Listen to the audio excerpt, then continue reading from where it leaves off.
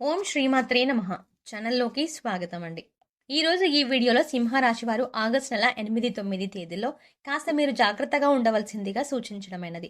అలాగే వాళ్ళకి ఈ నెలలో ఇద్దరు దేవతలు మీ ఇంటికి రాబోతున్నారు. ఆ ఇద్దరు దేవతల ఇంటికి వచ్చి ఏదో సంకేతాన్ని ఇవ్వబోతున్నారు. అయితే ఆ 2 రోజుల్లో మీరు ఎటువంటి జాగ్రత్తలు తీసుకోవాలి? మీరు చేసే పనులు ఏ విధంగా చేసుకుంటే వాళ్ళకు అనుకూలంగా ఉంటుంది? ఏ ఇద్దరు దేవతలు మీ ఇంట్లో అడుగుపెట్టి అనుగ్రహం ఇవ్వబోతున్నారు? వారు ఏ సంకేతం ఇవ్వబోతున్నారు అనే ప్రశ్నలకి సమాధానంతో పాటుగా, ఈ సమయంలో మీరు చేసుకోవాల్సిన దేవతారాధన, అలాగే పాటించవలసిన పరిహారాల గురించి ఈ వీడియోలో మనం వివరంగా తెలుసుకుందాం. కానీ అంతకంటే ముందుగా మీరు కనుక మన ఛానల్‌ని ఇప్పటివరకు సబ్స్క్రైబ్ చేసుకోకపోతే సబ్స్క్రైబ్ చేసుకొని పక్కనే వచ్చిన బెల్ ఐకాన్ నొక్కి ఆల్ సెలెక్ట్ చేసుకుంటే మేము ఇలాంటి వీడియోస్ అప్లోడ్ చేయగానే ముందుగా మీకు నోటిఫికేషన్ వస్తుంది. ఇక వివరాల్లోకి వెళ్తే, ఈ రాశి వారి వ్యక్తిత్వం చాలా సున్నితంగా ఉంటుంది. ఎక్కువ శాతం వాళ్ళు మనసుతో ఆలోచిస్తూ ఉంటారు. ఈ రాశి వారు ఎప్పుడు కూడా అవతలి వాళ్ళకి మంచి జరగాలి అని కోరుకుంటారు. అదే వీళ్ళ ఫ్యామిలీ మెంబర్స్ విషయానికి వస్తే వాళ్ళ సంతోషమే వీళ్ళ సంతోషంగా భావిస్తూ ఉంటారు. అలాగే వాళ్ళు దానికోసం ఏదైనా చేస్తారు. వాళ్ళకి కష్టమైనా సరే, దాంట్లో వాళ్ళకు నష్టమైనా సరే, అవతలి వాళ్ళకు మంచి జరుగుతుంది అని అనిపిస్తే ఖచ్చితంగా ఆ పని చెయ్యకుండా ఉండరు. ఎదుటివారి సాయం చేయడంలో ముందుంటారు. ఎదుటి వారిని ఎక్కువగా సాటిస్ఫై చేయాలని ఆలోచిస్తూ ఉంటారు. చాలా సార్లు ఈ మంచితనమే మిమ్మల్ని ముంచేస్తుంది. ఈ విషయాన్ని ఈ రాశి వారు గమనించవలసి ఉంటుంది. అలాగే ఎక్కువ శాతం మీరు మనసులో మాటను వేరే వారికి చెప్పడానికి ఇబ్బంది పడుతూ ఉంటారు. జంకుతూ ఉంటారు. ఎవరికీ కూడా మీ మనసులో బాధను చెప్పరు. ప్రతి ఒక్క విషయాన్ని మీలో మీరు దాచుకొని బాధపడతారు. ఎక్కువగా మీరు నేరుగా ఆ భగవంతుడి దగ్గర మీ బాధను విన్నవించుకుంటారు. మీ మనసులో మాటను చెప్పుకుంటారు. ఇదే మీకు ప్లస్ పాయింట్ అవుతుంది. ఒక రకంగా ఇది మంచి పద్ధతి అని కూడా చెప్పవచ్చు. ఎందుకంటే ఎవరి దగ్గర మన బాధను చెప్పుకోవాలో వారికే మీరు బాధను చెప్పుకుంటారు. అందుకే మీపై ఎప్పుడూ ఆయన అనుగ్రహం చూపించబోతున్నారు.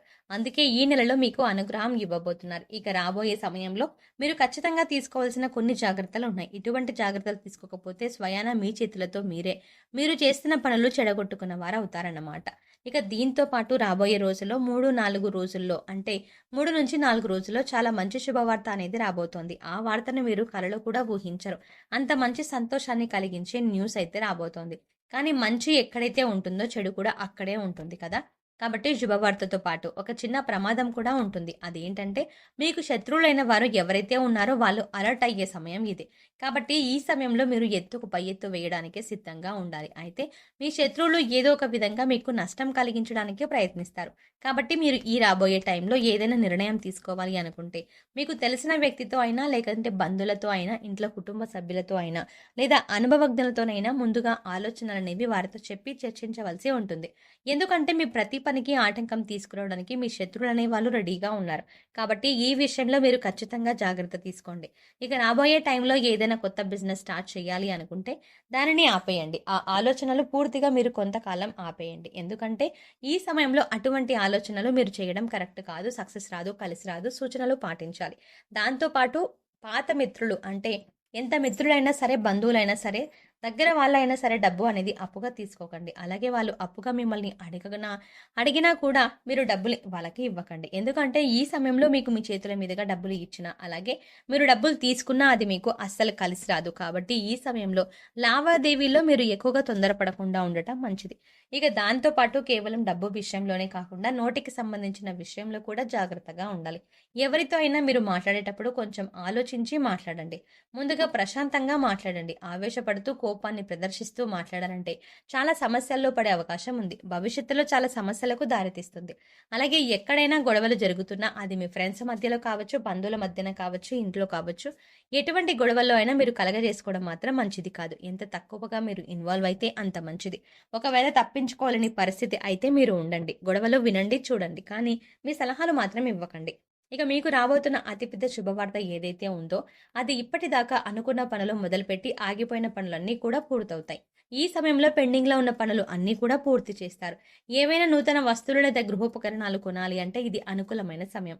అలాగే గతంలోకి తీసుకున్న రుణాలు తీర్చడానికి ఇప్పుడు సమయం అనుకూలిస్తుంది. అలాగే మీకు రావాల్సిన ధనం, ఏవైతే మొండి బకాయిలు ఉన్నాయో అవి వసూలు చేసే అవకాశం ఏర్పడుతుంది. డబ్బులు మీ చేతికి అందే అవకాశం ఉంది.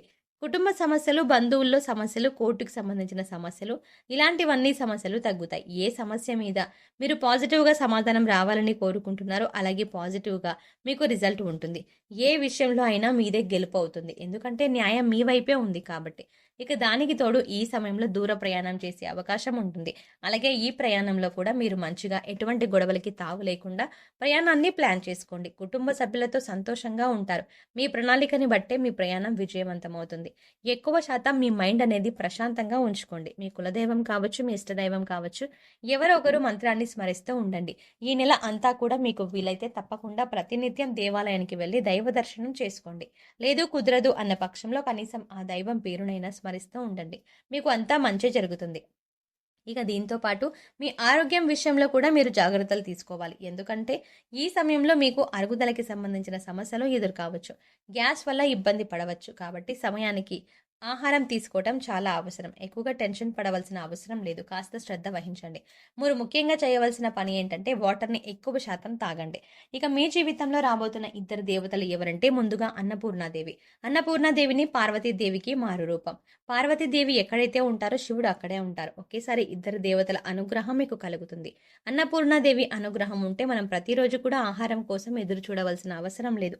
అలాగే అన్నపూర్ణాదేవి అనుగ్రహం కోసం ప్రతిరోజు కూడా మీ వంటగదిని శుభ్రంగా ఉంచుకోవాలి. కాబట్టి ఈ సమయంలో మీరు ఖచ్చితంగా నైట్ టైం పడుకునేటప్పుడు మీ ఉత్తర దిక్కులో మీ కిచెన్లో ఎక్కడైతే ఉత్తర దిశ ఉంటుందో రాత్రి పడుకునేటప్పుడు మీ కిచెన్ అంతా శుభ్రం చేసేసుకొని నార్త్ సైడ్ చక్కగా ఒక నెయ్యితో దీపం వెలిగించాలి. లేకపోతే గోధుమ పిండితో నెయ్యి దీపం వెలిగించండి. అన్నపూర్ణాదేవిని తలుచుకుంటూ ఈ నెయ్యి దీపాన్ని వెలిగించాలి. వెలిగించిన తర్వాత మీరు వచ్చేసి పడుకోండి.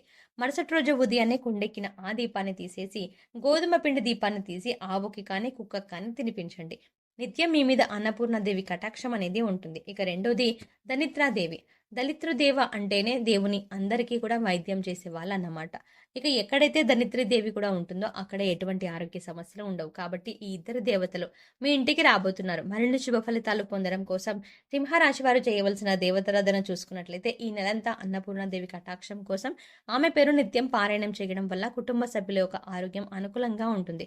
ఎటువంటి ఆకలి బాధ దరిచేరవు. ఈ సమయంలో మరింత అభ్యున్నతిని పొందడం కోసం వీరు పాటించవలసిన పరిహారాలు చూసుకున్నట్లయితే అన్నపూర్ణాదేవి ఆలయంలో అన్నదానం చేయించండి. అలాగే ఆవులకి గడ్డిని తినిపించండి. సో చూసారు కదండి, సింహరాశి వారికి 8, 9 తారీఖుల్లో వినబోయే శుభవార్తలు, మీ ఇంటికి రాబోతున్న ఇద్దరు దేవతలు, అలాగే ఈ 2 రోజుల్లో ఎటువంటి జాగ్రత్తలు తీసుకోవాలి అనే అంశాలతో పాటుగా ఈ సమయంలో మీరు చేసుకోవాల్సిన దేవతారాధన అలాగే పాటించవలసిన పరిహారాల గురించి ఈ వీడియోలో మనం వివరంగా తెలుసుకున్నాం కదా. ఈ వీడియో మీకు నచ్చినట్లయితే లైక్ చేయండి. అలాగే మీ ఫ్రెండ్స్ అండ్ ఫ్యామిలీ మెంబర్స్లో ఎవరైనా సింహరాశి వారు ఉన్నట్లయితే వారితో ఈ వీడియోని షేర్ చేసుకోవడం మాత్రం ఎట్టి పరిస్థితుల్లో మర్చిపోకండి. కానీ అంతకంటే ముందుగా మీరు కనుక ఇప్పటి వరకు ఇంకా మన ఛానల్ని సబ్స్క్రైబ్ చేసుకోకపోతే వెంటనే సబ్స్క్రైబ్ చేసుకోండి. అలాగే పక్కనే వచ్చిన బెల్ ఐకాన్ క్లిక్ చేసి అందులో ఉన్న ఆల్ అప్డేట్ని క్లిక్ చేస్తే మేము చేసే ప్రతి వీడియో అప్డేట్ మీ మొబైల్కి నోటిఫికేషన్గా అందుతుంది. మరో చక్కటి వీడియోతో మళ్ళీ కలుద్దామండి. ఓం శ్రీమాత్రే నమః.